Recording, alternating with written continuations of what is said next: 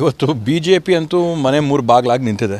ಇವತ್ತು ಒಂದು ಭಾಗ ವಿಜೇಂದ್ರ ಬಿ ಜೆ ಪಿ ಆದರೆ ಇನ್ನೊಂದು ಯತ್ನಾಳ್ ಬಿ ಜೆ ಪಿ, ಇನ್ನೊಂದು ತಟಸ್ಥ ಬಿ ಜೆ ಪಿ ಅಥವಾ ನೋಡಿಕೊಂಡು ಎಲ್ಲಿ ಕಡೆ ಸೇರ್ಕೋಬೇಕಂದ್ರೆ 3 ಬಿ ಜೆ ಪಿ ಆಗಿದೆ. ಅದರಲ್ಲಿ ವಿಜೇಂದ್ರ ಅವ್ರ ಹತ್ರ ಯಾರು ಸಂಪರ್ಕದಲ್ಲಿದ್ದಾರೋ ನಮಗೆ ಗೊತ್ತಿಲ್ಲ. ಕಾಂಗ್ರೆಸ್ ಸಂಪರ್ಕದಲ್ಲಂತೂ ಅವ್ರು ಯಾರೂ ಇಲ್ಲ. ಅವರವರ ಸ್ವಂತ ಬಡದಾಟದಲ್ಲಿ ನಮ್ಮ ಹೆಸರನ್ನ ಯಾಕೆ ಪ್ರಸ್ತಾಪನೆ ಮಾಡ್ತಾಯಿದ್ದಾರೆ ಅಂತ ಕೂಡ ಗೊತ್ತಿಲ್ಲ.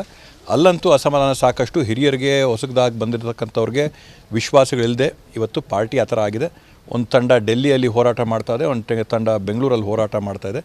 ಈ ರೀತಿಯಾಗಿ ಬಿ ಜೆ ಪಿಯವರು ಆತ್ಮಾವಲೋಕನ ನೋಡಿಕೊಂಡು ಅವರ ಒಂದು ತೊಡಕುಗಳನ್ನ ರಿಪೇರಿ ಮಾಡ್ಕೋಬೇಕು ಬಿಟ್ಟರೆ ನಮ್ಮ ಕಾಂಗ್ರೆಸ್ಸಲ್ಲಿ ಇದ್ರದ್ದೇನು ಹಸ್ತಕ್ಷೇಪನೂ ಇಲ್ಲ, ಪ್ರವೇಶ ಕೂಡ ಇಲ್ಲ.